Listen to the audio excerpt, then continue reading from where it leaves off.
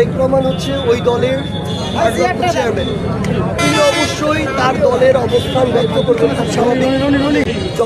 হচ্ছেন অন্তর্বর্তীকালীন সরকার প্রধান উপদেষ্টা। বাংলাদেশের সক্রিয় রাজনৈতিক দল প্রায় 45টার মতো আছে রেজিস্ট্রেশন প্রাপ্ত। তিনি তো একটা দলের কথা মতো একটা সরকার প্রধানের সিদ্ধান্ত নিতে পারেন না। তিনি সকল রাজনৈতিক দলের মতামতের ভিত্তিতেই নেবেন এবং তিনি বলেছেন এটা জুনের মধ্যে। আমরা আমাদের জায়গা থেকে জাতীয় নাগরিক পার্টি এনসিপির পক্ষ থেকে বলতে চাই, ডক্টর ইউনূস এবং অন্তর্বর্তীকালীন সরকার যদি মনে করে যে একটা সুষ্ঠু এবং স্বচ্ছ নির্বাচনের জন্য জুন পর্যন্ত সময় প্রয়োজন, ইভেন যদি তিনি মনে করেন যে না আরও 1-2 মাস আগে এপ্রিল মেতেও করা সম্ভব, আমরা আমাদের জায়গা থেকে মনে করি যারা বাংলাদেশের বর্তমানে রাজনৈতিক দল মনে করে যে এই অভ্যুত্থান পরবর্তী সময়ে সবচেয়ে গুরুত্বপূর্ণ হচ্ছে একটি সুষ্ঠু ও স্বচ্ছ নির্বাচন, ইভেন শুধু নির্বাচন নয়, সুষ্ঠু এবং স্বচ্ছ নির্বাচন, তাহলে তারা এই জায়গাটিতে সুষ্ঠু এবং স্বচ্ছ নির্বাচনের ক্ষেত্রে আপোষ করবেন না।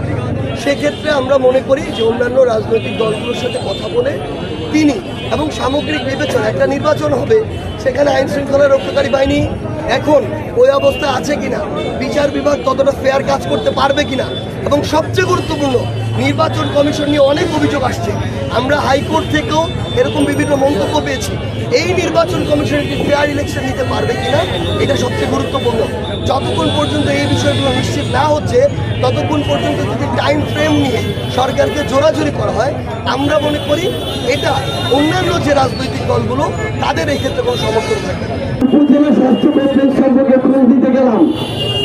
আপনাদের উপজেলা স্বাস্থ্য কমপ্লেক্সে নাকি প্যারাসিটামল নাতা পাওয়া যায়, আর একটা বিল্ডিং আছে, কোনো ডাক্তারও নাই, কোনো অপারেশনও নাই।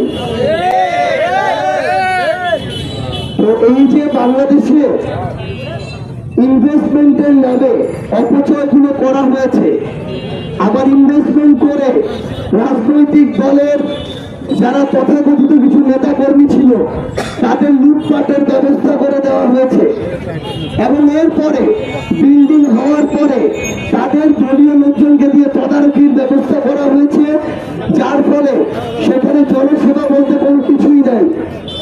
এই যে অবস্থা, এই অবস্থা কি বাংলাদেশের নাগরিক হিসেবে আমরা চাই? আমরা আজকে আপনাদের লালমনিরহাট সম্পর্কে যখন জানার চেষ্টা করছিলাম, আমরা শুনলাম আপনাদের এখানে একটা ট্রেন আসে, বুড়িমারি এক্সপ্রেস। কিন্তু এর যে হাস্যকর কথা কি হতে পারে, যে স্থানের নামে আপনাদের ট্রেনের নাম, সেই বুড়িমারি পর্যন্ত আপনাদের ট্রেন যায় না। মানে এটা তো হচ্ছে হাতে কলা ধরা দিয়ে বসায় রাখা আর কি। ট্রেনের নাম বুড়িমারি এক্সপ্রেস, ট্রেন বুড়িমারি পর্যন্ত না গিয়ে লালমনিরহাট পর্যন্ত যায়। আমরা যখন আপনাদের এলাকা সম্পর্কে খোঁজ খবর নেই, তখন আমরা জানতে পারি যে স্থানীয়ভাবে আবার এই এলাকার তরুণ প্রজন্ম ধীরে ধীরে মাদকের দিকে ঢুকে পড়ছে।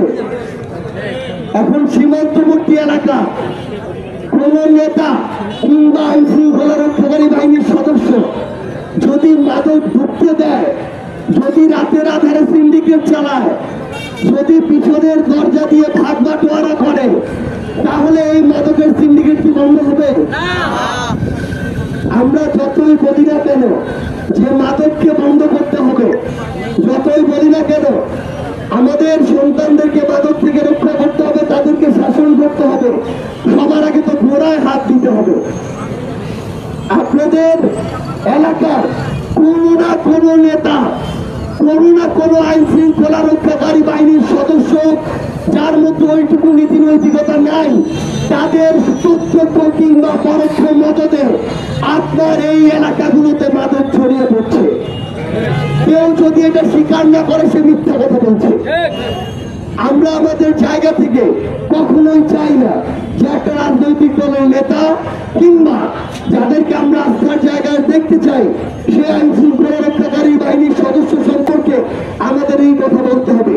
কিন্তু আগামীর বাংলাদেশে আমরা পিছনে গালি দিব আর সামনে হুজুর হুজুর করব, আমরা ওই চেতনা ধারণ করি না।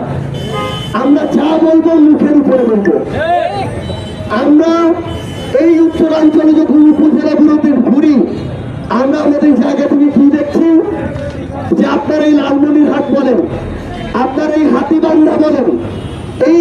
এলাকাগুলোকে, সীমান্তবর্তী এলাকাগুলোকে পর্যটন এলাকা করা হতো। কিন্তু কিছু কিছু সিন্ডিকেট, কিছু কিছু মানুষ শুধু নিজের আখের গুছানোর জন্য আর পকেট ভরানোর জন্য ওইদিকে মনোযোগ দেয় নাই। তাদের মনোযোগ ছিল কিভাবে নিজের পকেটটা ভরা যায়। আমরা জাতীয় নাগরিক পার্টি এনসিপির পক্ষ থেকে আপনাদেরকে কিছু আহ্বান করি। আপনাদের এই জায়গায় অনেক তো বড় বড় নেতা ছিল, তো এই যে বড় বড় নেতারা, বড় বড় দল, বড় বড় মার্কা, এলাকার উন্নতি কোথায়? একটা উপজেলা শহরের অবস্থা এরকম কেন হবে?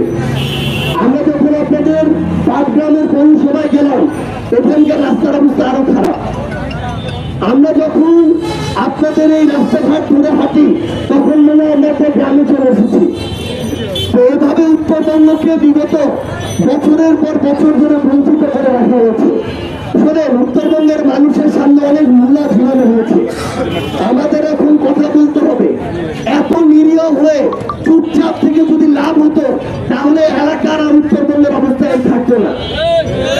এই জন্য এখন আমাদের কথা বলা শুরু করতে হবে।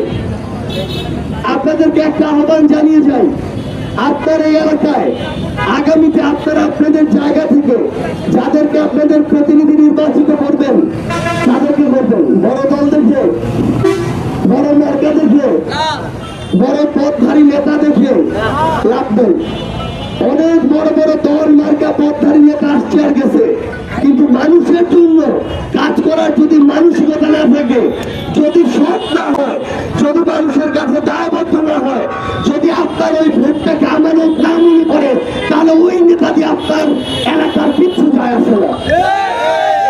আমরা আপনাদেরকে আহ্বান করব, আগামীর হাতীবান্ধার কথা বলেন, আপনাদের লালমনিরহাটের কথা বলেন, সবচেয়ে যোগ্য যারা আপনাদের কথা শুনবে, আপনাদের স্বরে কথা বলবে, আপনাদের কাছে আসবে, আপনাদের দুঃখ দুর্দশা বুঝবে, ওই ভালো সৎ ন্যায় নীতিবান বিবেকবোধ সম্পন্ন মানুষটাকে আপনাদের নেতা হিসেবে আগামীতে আপনারা নির্বাচিত করবেন। আমরা উত্তরবঙ্গের মানুষ অল্প দিলে সন্তুষ্ট হয়ে যায়, কিন্তু সবচেয়ে বড় কথা হচ্ছে এই সন্তুষ্ট হতে হতে আরেকদিকে ইউরোপের মতো অবস্থা হয়ে যায়, তুলনামূলক ভাবে আরেকদিকে আফ্রিকার মতো অবস্থা হয়ে যায়। বাংলাদেশের উন্নয়নের যে বৈষম্য, এই বৈষম্যের সবচেয়ে বড় শিকার হচ্ছে উত্তরবঙ্গের মানুষ। আর আপনাদের লালমনিরহাটকে তো সিটবহল বানায় রাখা আছে।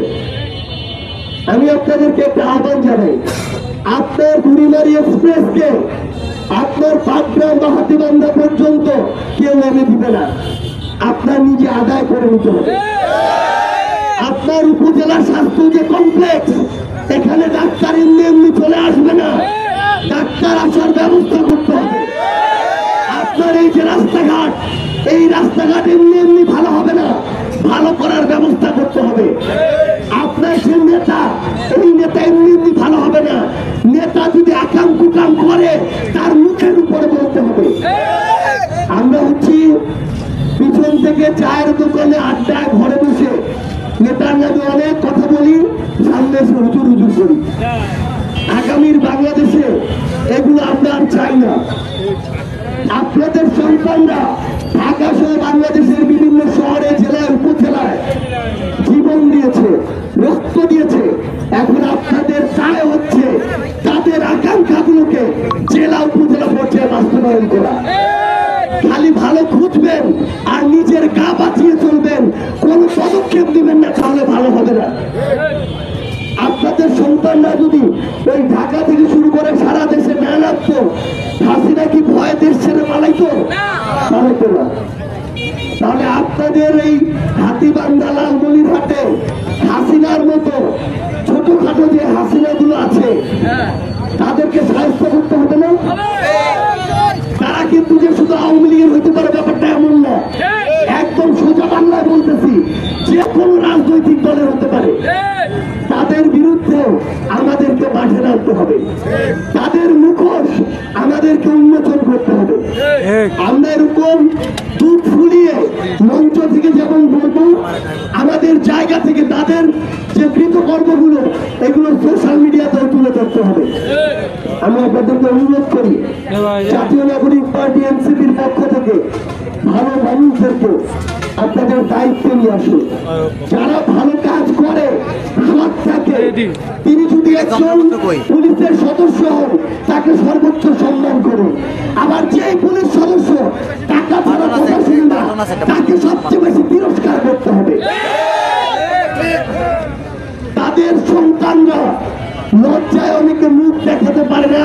এই অভ্যুত্থানের আগে যারা সরকারের দালালি করেছিল, এই জিনিসটা সকল সরকারি কর্মকর্তা কর্মচারীর মাথায় ঢুকিয়ে রাখতে হবে। সামান্য খেয়ে বাঁধব, কিন্তু দিলে যেন একটা আত্মিক প্রশান্তি থাকে, যেন সিনা টান করে বুক ফুলিয়ে কথা বলতে পারি।